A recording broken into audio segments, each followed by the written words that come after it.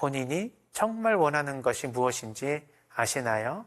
어떤 것을 원하세요? 이렇게 물어보면 우리 아이가 이번에 시험에 합격하는 거요. 우리 남편이 회사에서 승진하는 거요. 이렇게 이야기를 하는데 이것이 내 자신에 대한 소망일까?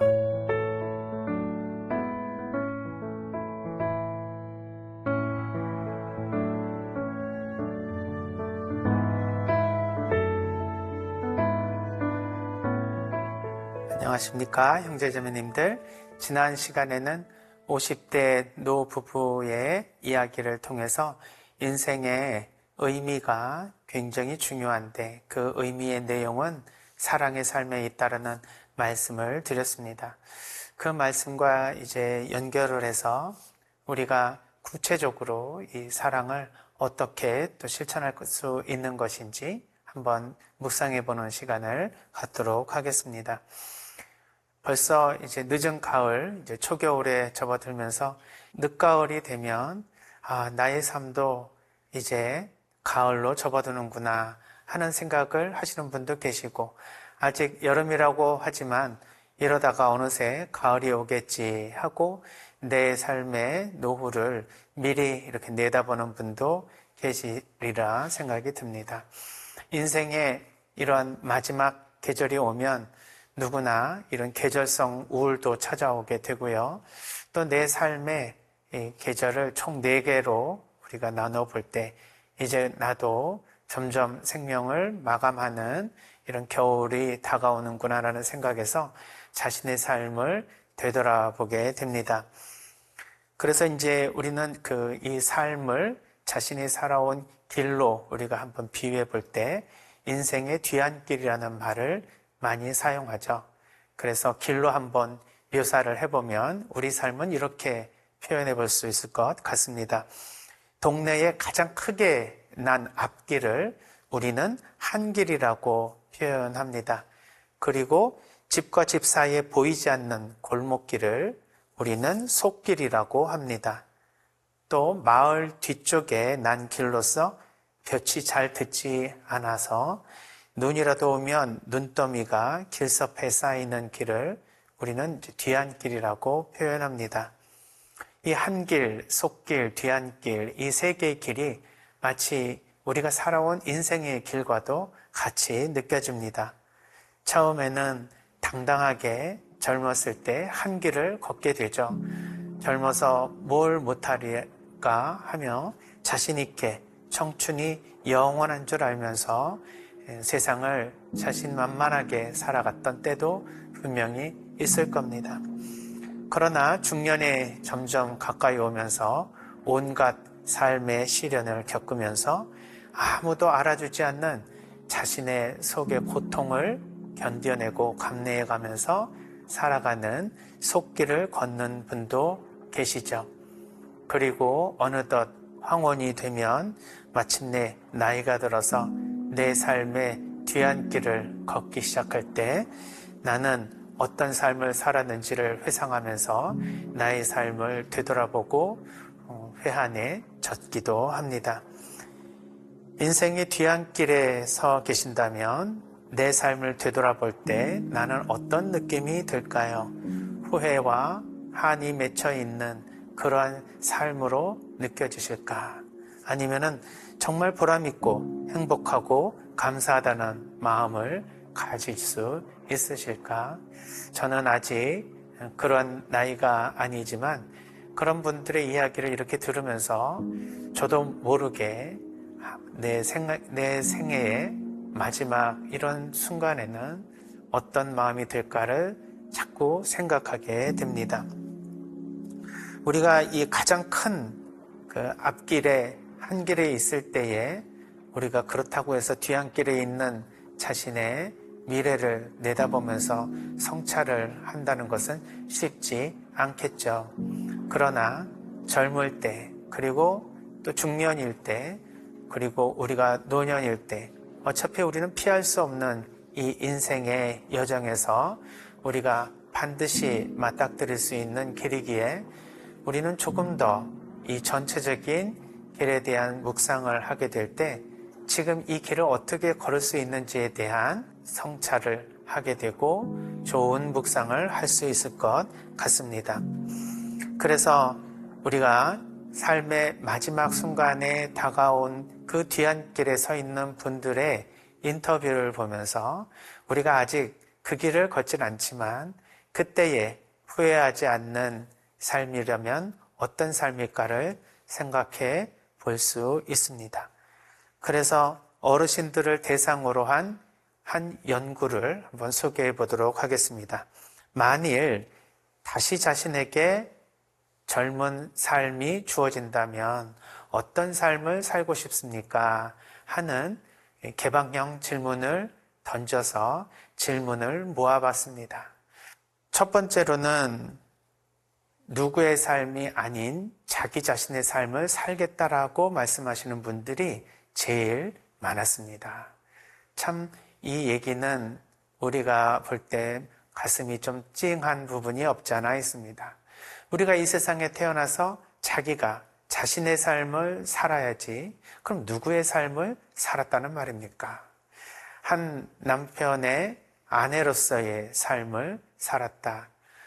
아이들의 어머니로서의 삶을 살았다. 한 가정의 가장으로서의 삶을 살았다. 다들 나 아닌 그 누구를 위해서 희생하며 헌신하는 삶을 살았기에 내 자신의 삶이 아닌 삶을 살았다고 생각하시는가? 어떤지는 잘 모르지만 그래도 타인을 위한 삶은 내 자신을 위한 삶과 비교해 볼 때 그렇게 가치가 없거나 아니면 후회해서 다시는 그런 삶을 살고 싶지 않다라고 생각할 만한 삶은 아닐 것입니다.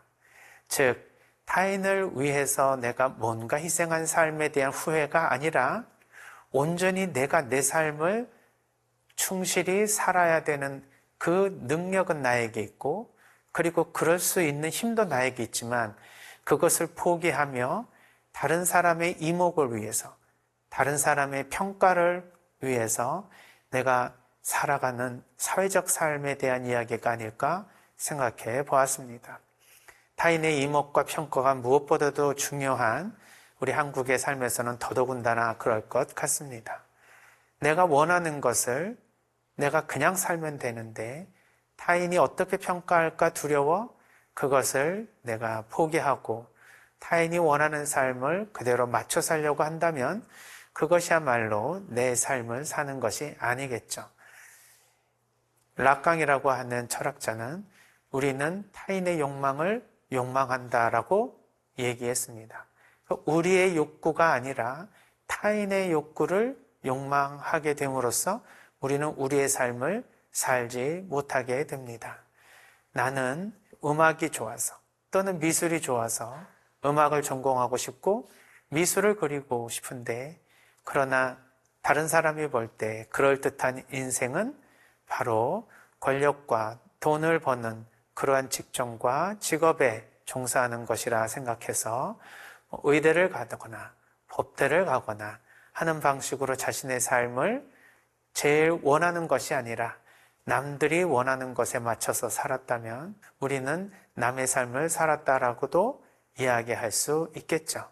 그래서 내가 나의 삶을 사는 것이 인생 마지막 순간에는 가장 원하는 것이었고 그렇게 살지 못한 것에 대해서 가장 큰 후회가 된다는 사실을 깨닫게 되면 지금 아직 뒤안길에 오진 않는 우리들은 어떻게 살아야 되는지에 대한 좋은 통찰을 제시해 주는 것 같습니다. 가끔 형제 자매님들한테 이렇게 묻습니다. 본인이 정말 원하는 것이 무엇인지 아시나요? 어떤 것을 원하세요?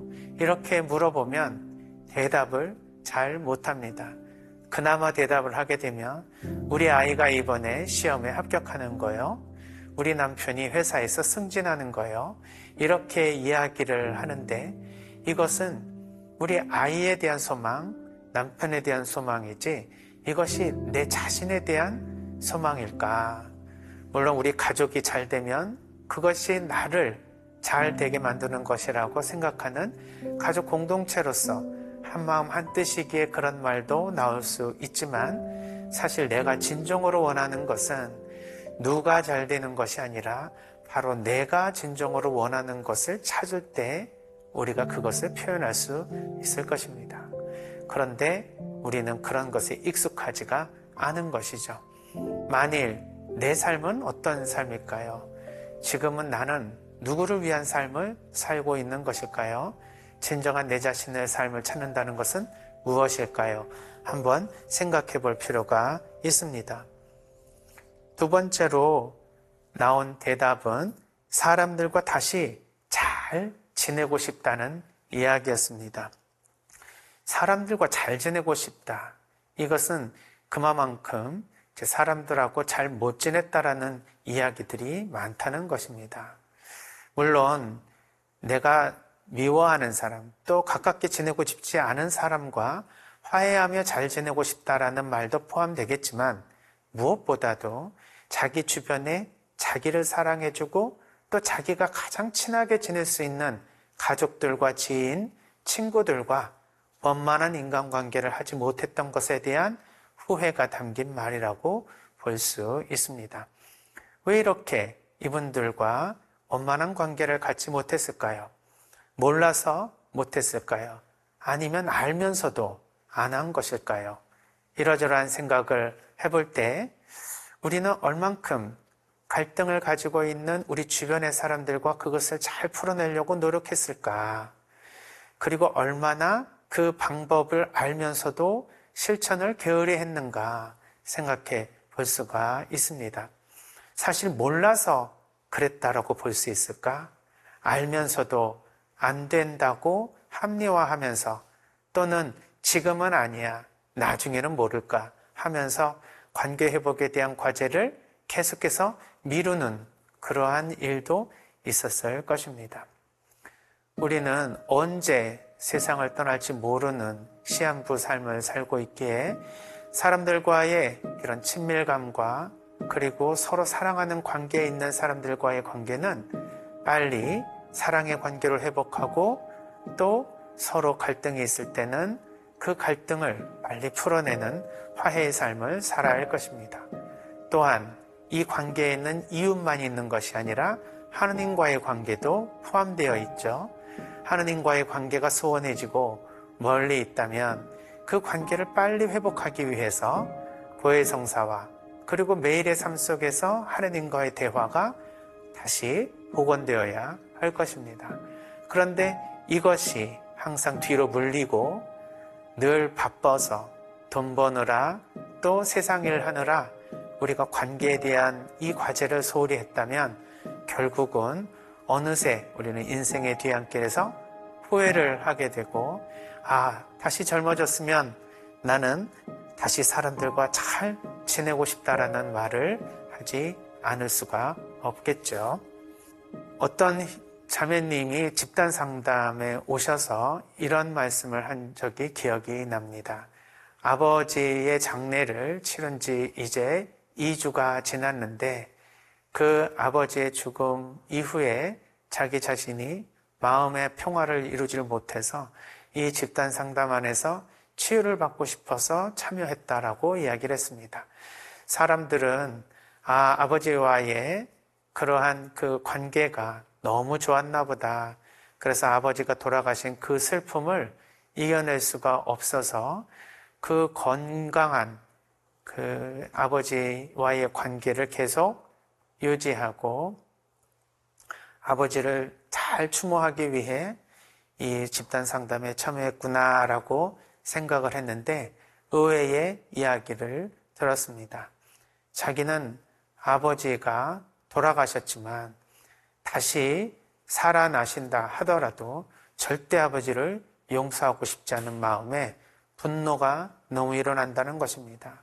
아버지가 돌아가셔서 슬픈 것이 아니라 오히려 자기에게 아버지가 해야 될 말씀을 해주지 않으시고 자기와의 관계를 풀지 않고 끝까지 고집으로 당신 살고 싶은 대로 살고 가신 아버지를 증오한다라고 했습니다.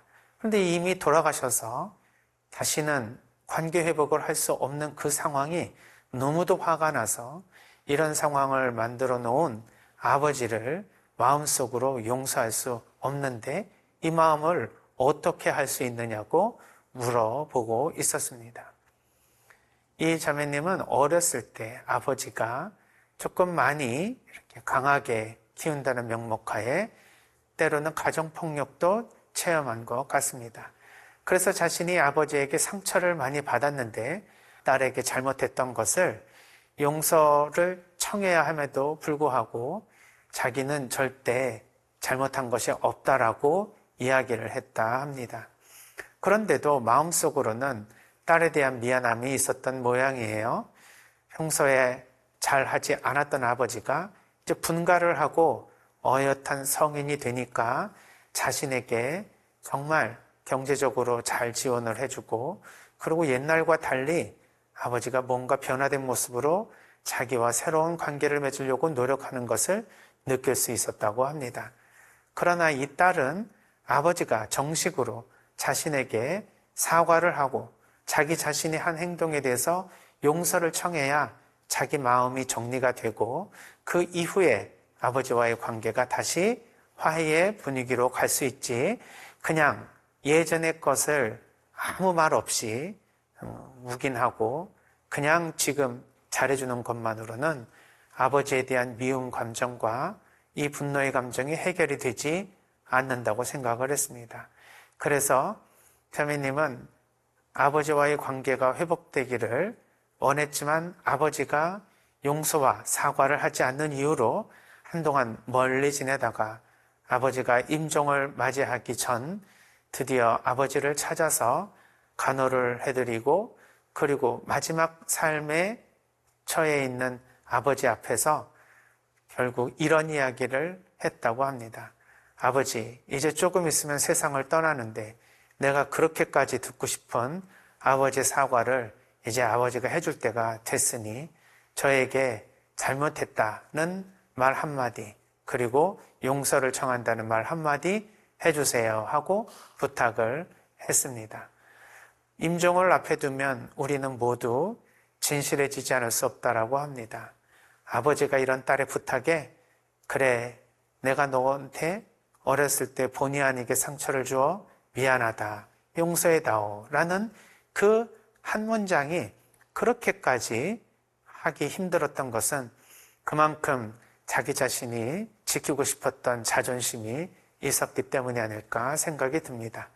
그럼에도 불구하고 죽음 앞에서는 그래도 딸의 마지막 소원을 들어줄 수 있지 않을까 그 딸의 기대에 딸이 그런 요청을 드렸음에도 불구하고 아버지는 난 너에게 잘못한 적이 없다.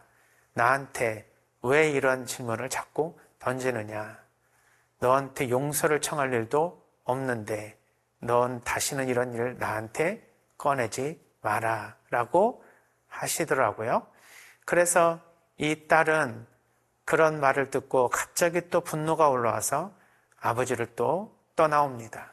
그렇게 몇 번을 거쳐서 아버지에게 다시 다가갔다가 상처를 입고 또 떠나오고 다가갔다 상처를 입고 또 떠나오다가 어느새 자기가 집에 있을 때 아버지의 임종을 지키지 못하고 세상을 떠났다는 비보를 듣게 됩니다. 갑작스러운 비보에 예상은 했지만 그래도 마지막 순간까지 아버지가 자신에게 용서와 사과를 청하지 않고 그 자존심을 지키며 간 모습을 보면서 이 딸은 더없이 큰 분노로 아버지를 용서할 수 없다는 생각이 들었습니다. 아버지를 잃어버린 그러한 슬픔도 분명히 있었지만 아버지가 자신에게 정말 중요한 그 말 한마디를 해주지 않은 것이 결국 자신에게 치유를 해줄 수 있는 가장 중요한 아버지가 자기에게 줄 수 있는 이 마음의 치료약을 거두어 가신 것이라 생각을 하니 보통 화가 나는 것이 아니었습니다. 아버지에 대한 인간적 슬픔보다 아버지에 대한 분노로 견딜 수 없는 이 딸은 자기가 마귀가 들린 것이 아닌가. 이제 세상을 떠난 아버지에게 아직도 이러한 마음을 가지고 되는 것은 자기 자신도 너무 부끄러워서 도움을 청하고 싶다라고 집단 상담에 참여한 것입니다. 이 따님은 왜 그렇게 아버지의 사과가 듣고 싶었을까요? 그리고 이 아버지는 그 말이 왜 그렇게 하기가 어려웠을까요? 사실 아버지는 말은 안 했지만 마음속으로는 이미 고백했다고 봅니다. 딸도 그것을 인정했습니다. 딸이 집을 떠나고 난 후에는 너무도 다정하고 너무도 잘해주시는 사랑하는 아버지의 모습을 보여줬다는 것이죠. 그러나 이 딸은 아버지가 분명히 자기에게 용서와 사과를 해야만 다시 화해를 할 수 있다는 생각을 굳게 가지고 있었던 모양입니다. 그런데 정말 아버지가 마지막 순간에 딸에게 그 말 한마디만 해주셨다면 그동안에 쌓였던 자기 자신의 울분이 모두 눈 녹듯이 녹을 수 있었다고 말하는 이 딸의 마음, 그 마음을 위로해주고 딸을 사랑한다는 표현을 해줄 수 있는데도 불구하고 왜 그렇게 그 말이 할 수가 없었을까요? 만약에 다시 무덤에서 일어나서 새로운 삶으로 다시 그 딸 앞에 서게 된다면 그때 가서는 이제 딸아, 내가 너무 자존심에 그 말을 내가 할 수 없었다. 그 말을 한다면 지금까지 내가 살아왔던 모든 삶이 무너질 것 같아. 차마 그 말이 입에 나오지 않았지만 진정으로 너에게 미안하고 용서를 청한다 하는 말을 아마 다시 하고 싶다고 하시지 않았을까, 이런 생각이 들었습니다. 우리는 후회하면 이미 너무 늦을 때가 있습니다. 지금 사랑한다고 말을 하고 사랑할 때 지금 실천을 하지 않으면 이것은 이미 늦어버리고 다시는 기회가 오지 않을 수 있습니다. 그냥 사랑을 실천할 수 있는 기회를 잃어버리는 것뿐만 아니라 남아있는 사람에게 화해와 더 큰 사랑의 기쁨을 줄 수 있는 기회마저도 다 앗아가 버릴 수가 있겠죠. 세 번째로, 만일 다시 자신에게 삶이 주어진다면 어떤 삶을 살고 싶은가에 대한 질문으로 나온 답변은 나누고 베푸는 삶을 살고 싶다는 것이었습니다. 지금까지는 내중심적으로 살았지만 이제 다른 사람을 위해서 뭔가를 나누고 싶다는 그런 마음이 삶의 마지막 순간에 가장 큰 후회로 나타난다는 것이죠. 아마 우리 인간은 하나님의 모상으로 태어났기에 우리 자신과 타인을 구분하지 않고 나를 사랑하는 것처럼 타인도 사랑할 수 있는 능력을 가지고 태어난 것 같습니다. 그러니 마지막 순간에 좀 더 베풀었다면 얼마나 좋았을까? 좀 더 남을 위한 삶을 살았다면 얼마나 좋았을까 하는 그런 회한을 가지게 되는 것이죠. 사실은 우리가 살아가면서 우리가 갖는 모든 이런 욕심들, 그리고 우리가 얻은 모든 인간적인 그런 소유물들은 죽을 때 아무것도 가지고 가지 못한다는 것을 알고 있습니다. 모 대기업의 사장님은 항상 그 영빈관에 공술의 공수거라는 큰 한자어를 걸어놓고선 매일매일 그것을 바라보며 성찰을 했다고 합니다. 결국 우리가 빈손으로 와서 빈손으로 가는데 이 빈손 안에 그래도 가져갈 수 있는 것이 있다면 무엇일까? 그것은 타인을 위한 사랑의 삶이라는 것을 우리는 더없이 잘 알고 있습니다. 타인을 위해서 우리가 무엇을 했느냐, 그리고 하느님을 위해서 우리가 세상과 타인을 위해 무엇을 했느냐 하는 것일 겁니다. 한 철학자는 33살 때 알렉산더 대왕이 죽는 모습을 보고 이렇게 시를 썼다고 하죠. 어제는 온 세상도 그에게 부족했으나 오늘은 2평의 땅으로도 충분하네. 어제까지는 그가 흙을 밟고 다녔으나 오늘부터는 흙이 그를 덮고 있네. 항상 이 세상의 중심이 나였지만 우리는 다시 자연으로 돌아가게 됩니다. 늘 사순절 때 우리가 흙에서 왔으니 흙으로 돌아가라는 묵상을 하지만 그것뿐인 삶으로 또다시 원래의 이런 욕망에 빠진 삶을 살게 된다면 우리는 결국 삶의 뒤안길에서 이랬었을 텐데 라는 후회를 할지 모릅니다. 어떻게 해야 삶을 잘 살아갈 수 있을까? 삶의 의미를 발견하는 것은 결국 사랑의 삶이라는 것을 알 수 있습니다. 그러나 그 사랑의 삶은 다름 아닌 내가 내 자신의 삶을 온전히 살아가며 그 삶 안에서 타인들과 얼마나 더 좋은 인간관계와 그리고 나눔의 삶을 사는 것인지 거기에 결정되는 것 같습니다. 우리의 이 사랑의 삶을 하나님께서는 이미 벌써 알려주고 계십니다. 어떻게 사랑해야 되는지에 대한 것도 교회를 통해서 알려주고 계십니다.